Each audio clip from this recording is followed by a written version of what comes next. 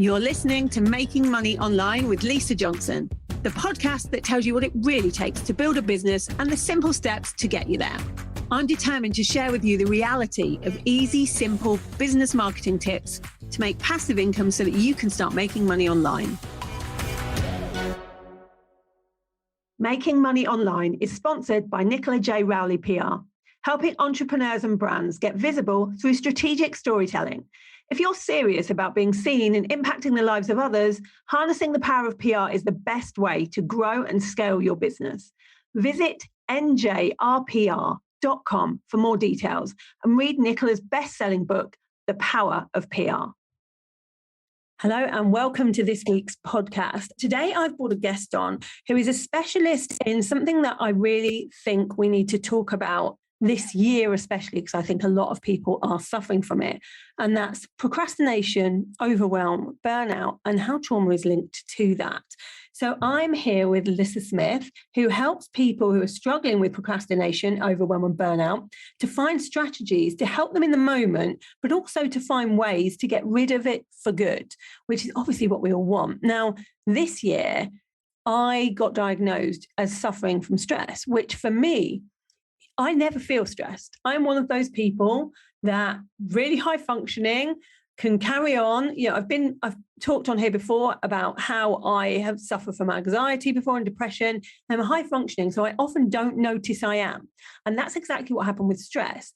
I wasn't stressed because anything particularly bad was happening. I was stressed because I was doing a lot. And although I love doing a lot and I work really well doing a lot, what I didn't realize is that my body didn't.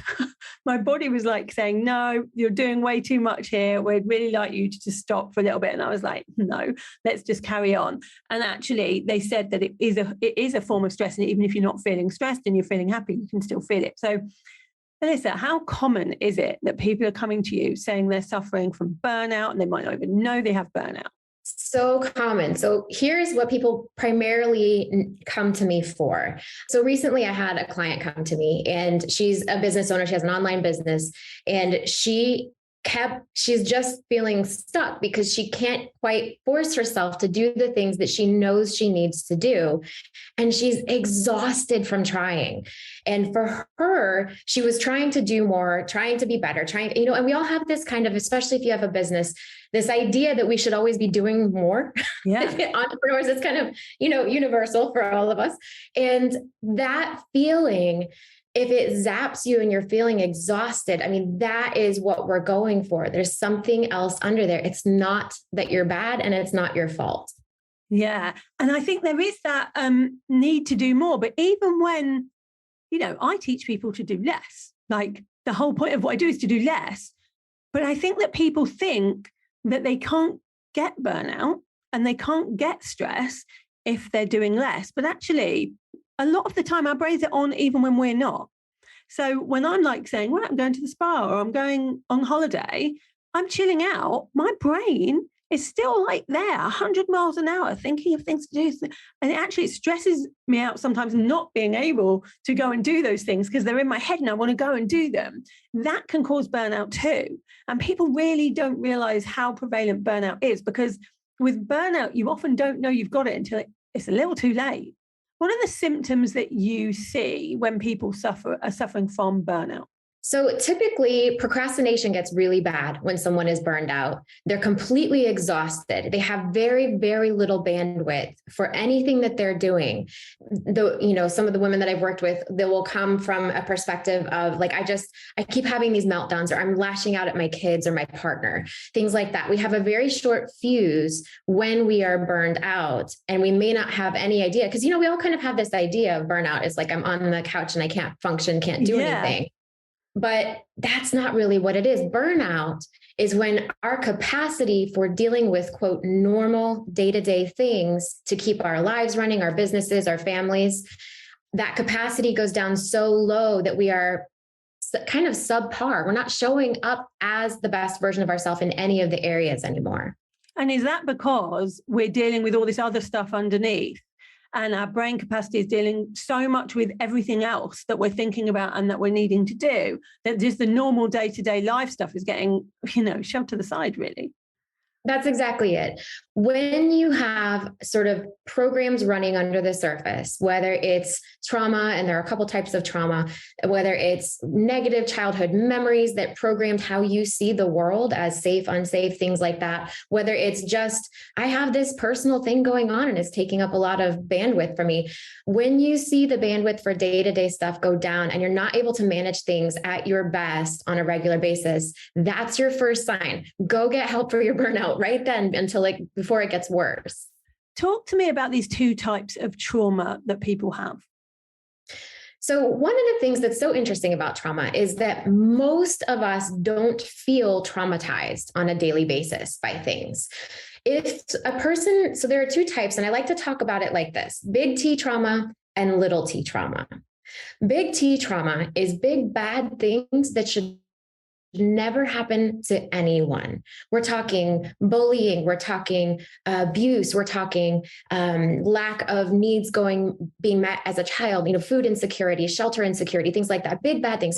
God forbid, ever having someone attack you. Those are big bad things. Being in a war. Those are the things that people typically associate with trauma. And if they haven't had those things, if they have, they're usually aware of it and they either avoid the topic in order not to be triggered, or they go get help, right? Little T trauma is a little bit sneakier. It's when we go a long period of time with smaller needs not being met, or with something covert going on that we're not able to identify.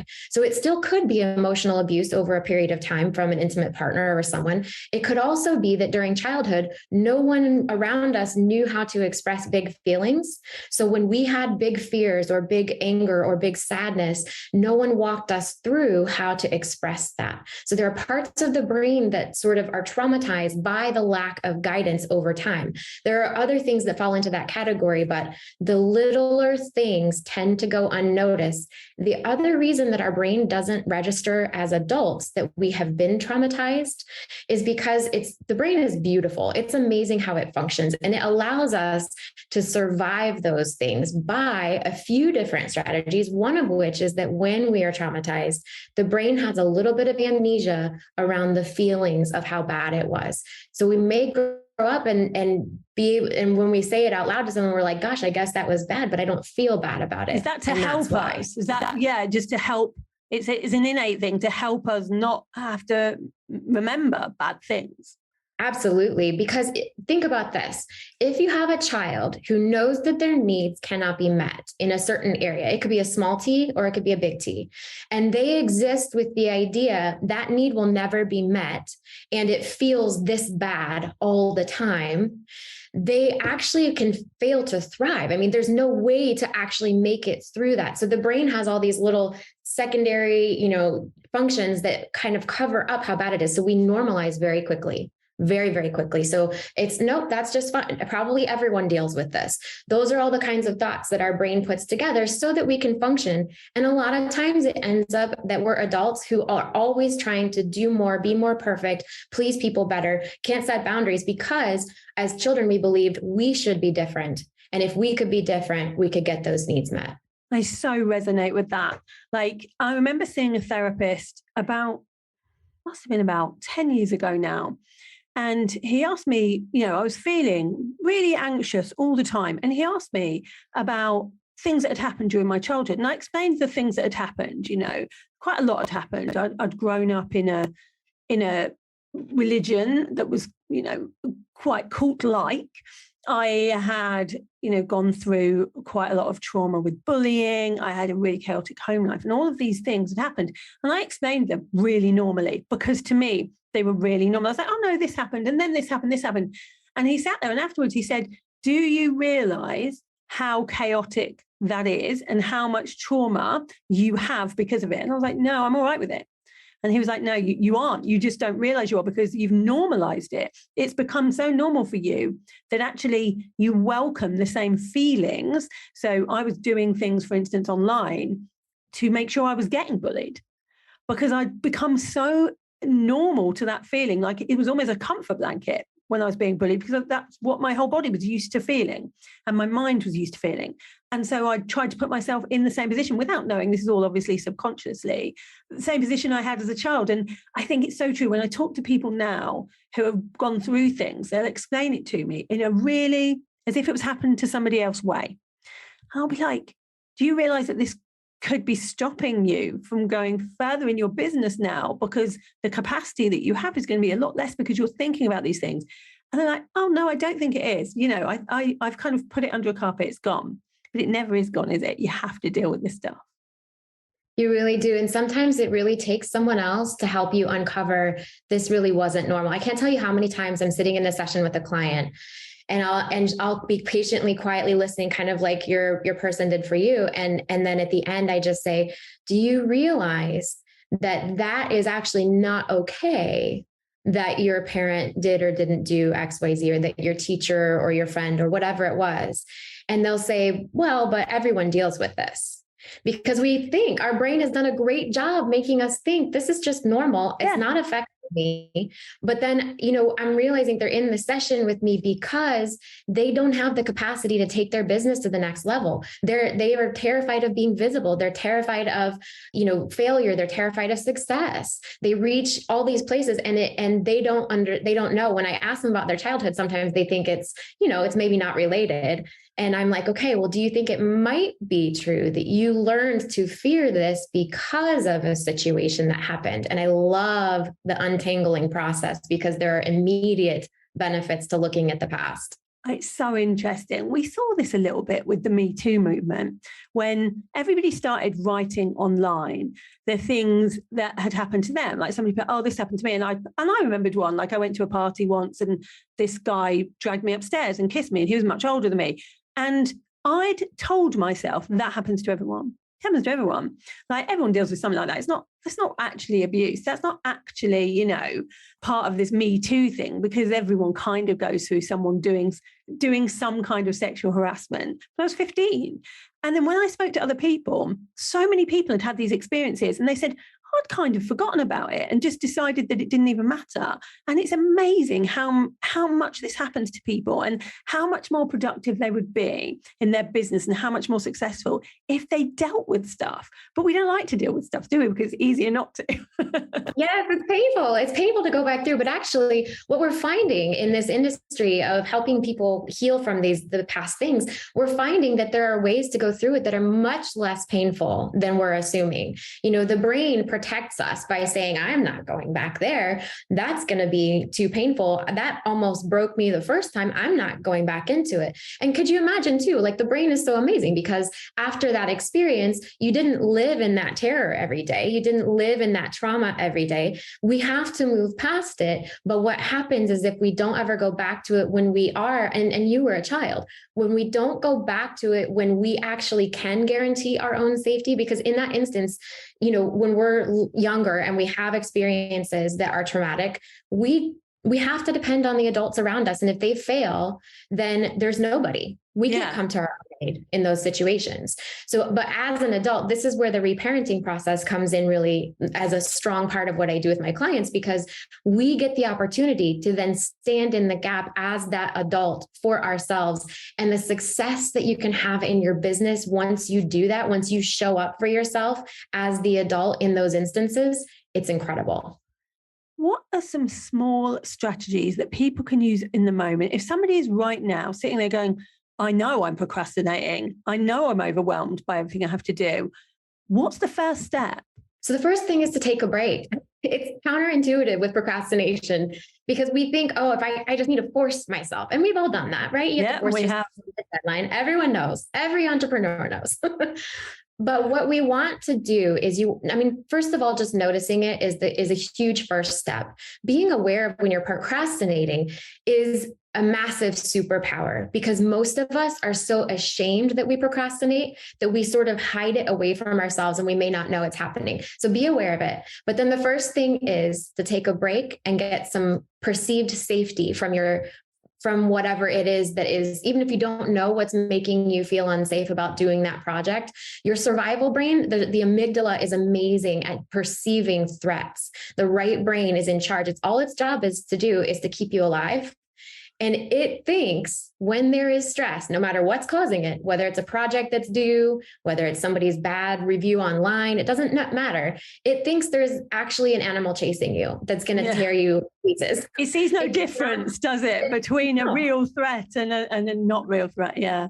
All life or death. So the amygdala's job is just to prepare you to fight, to do the fight, flight, freeze, or fawn response. So that's where procrastination comes in. We're kind of avoiding something that the brain is telling us is unsafe. So you take a break, get access back to the rational part of your brain, because in that moment of survival brain, your left brain, actually, you don't have access to it. You don't know. That's why we can't, that's why we feel foggy. That's why we end up binging more than we meant to when we take a break and watch TV or something like that. When you're in survival mode, that left brain, not available. Higher level thinking, nope. Like, who needs to do calculus or do profit and loss statements on the way to the nearest tree, getting away from a, saber-toothed cat? Nobody, no one needs that. So the left brain goes offline. You don't need it. And there are so many systems in the body that are revved up. By the way, if anyone listening is dealing with long-term immune compromise, that is one of the primary systems that shuts off when we're in this survival mode.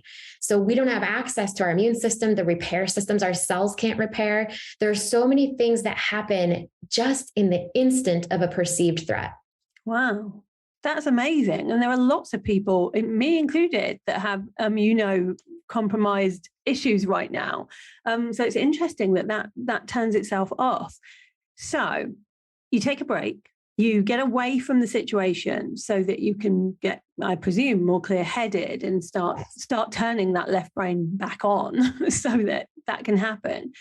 What are the more long-term strategies that people are going to need to do and need to work with you to do to make this stop happening? Because I've seen people that have burned out that then go back to, they do take a break and they do some unstressing, and they might work on themselves for a bit, and then they go back to work and they get busy again, and then they burn out again.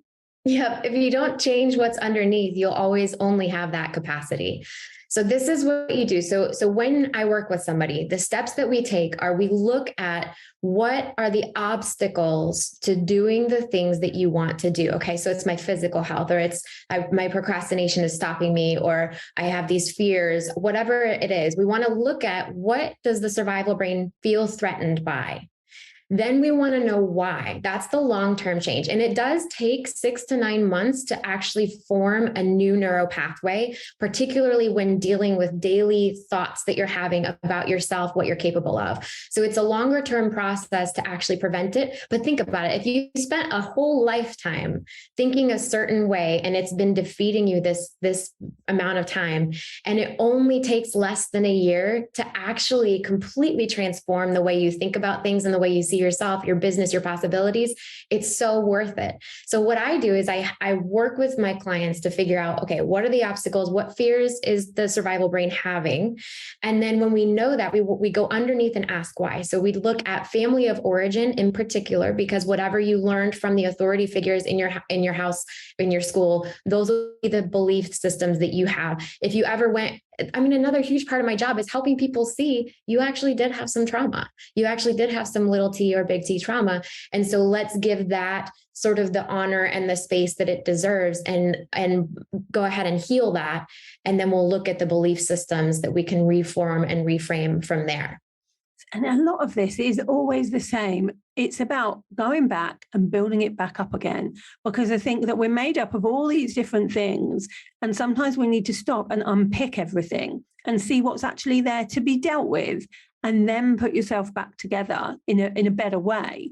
And I've seen people do that. I've seen people do that in my mastermind, and it completely can change how people are going forward. And they think it's one thing. So they might say, I think there's just not enough people that will pay me this, or I'm not very good at growing an audience, and all of these things that we hear every day. And it isn't anything to do with that. It's all internal because of the belief system they really have, even though they might not even know they have them, about themselves and what they're capable of. That's exactly it. I have one client who was telling me this week, she said, I just keep getting behind. I start every day with too many things to do for the amount of time that I have. And then by the end of the day, I don't complete them all. I leave, my office late, and I'm feeling like this is all my fault. And so we went back and I said, who told you that? Or where did you get that message? And she's like, oh my gosh. And then we were able to identify that the first time she felt that way was in a certain situation. And she got that message implied. No one ever said it to her. This is the other reason that it's helpful to have someone listen and kind of ask the questions, is because she never actually had someone say to her, you aren't good enough. You're not smart enough. You're not doing, this is all your fault. You're bad at this. But she had people imply it with their actions, with what happened to her, with situations. So being able just to look at that and say, okay, at the end of the day, if you leave and not all your work is done, but you've been working the whole time, is there a way we can develop a tolerance for that? And is there a way we can develop a strategy? And then can we rewire how you think about yourself as a result of that? Because if you have negative self-talk, there is nothing that will wear you down faster. Yeah. And you see procrastination coming from that all the time, because people procrastinate because they think if they do the thing that they need to do, it will either go wrong or it won't work anyway. And we hear them, they're not saying it to themselves in that kind of way. But when you talk to them, they do believe those things. Like, it's not going to work anyway, so what's the point? And yet they're telling themselves they want to have like a 6-figure launch or whatever. But down, they're telling themselves there's no way you can have a 6-figure launch. And so of course you're going to procrastinate, because why would you put the effort into something if you don't believe it can happen? Absolutely. So, you unpick that, get to the actual real beliefs there, and then you can fly. And I've seen it happen time and time again. Amazing. It's just so interesting to talk about this stuff with you. If people are starting to sort of sit there and recognize themselves in some of what you're talking about, where is the best place for them to come and find you? For any women who are listening, you can join me in the Stress Less Lounge. That is my free Facebook group. And for all of the audience that's listening, you can follow me on Instagram at Your Best Moment Is Now. Amazing. And, if you're feeling like some of these things are happening, but you're like, I don't think I'm stressed and I don't think I've been through any trauma, open your mind a bit. You never know. I was exactly like that. Thought that I wasn't stressed. Definitely thought that I'd not been through any kind of trauma. And yet I've spent the last year kind of working on those exact things, because I was stressed and just didn't even know it. And trauma definitely played a part in that. And, you can feel so much better when you sort these things out, and you don't even know how much better you can feel. And the decision-making process that you have, I see people making decisions all the time based on what other people kind of make them feel they should do. As soon as you go through these kind of things and you start to know who you are a bit more and know that those limiting beliefs are gone, you start making decisions differently. You start making decisions for you and what you know is best, rather than relying on what the internet might tell you is a version of success. And that on its own is a really powerful, powerful thing. Thank you so much, Elyssa, for being here and for sharing your wisdom with us. I will put your link in the show notes so people can come out, have a look. And also, you had a Forbes article, which was really good as well. So do go and look up Elyssa on Forbes. She's also been on Fox News a few times. She's one of the known people for helping people with these things. So do go and check her out. And thank you for being here. Thank you so much, Lisa. It's such a pleasure. No worries. And thank you everyone for listening. I'll be back next week with another episode of Making Money Online.